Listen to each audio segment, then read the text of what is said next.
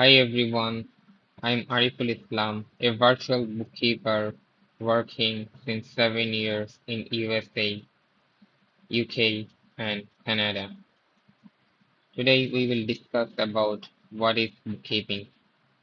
Bookkeeping is the process of recording all financial transactions in your business, the income and expenses we have to record.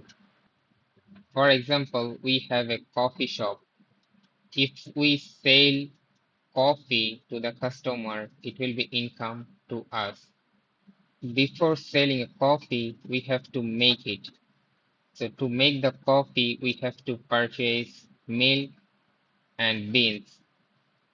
So to purchase this product, we have to spend. So this considered as an expense, business expense. And we have to pay rent and salary as an expense. Thanks for watching.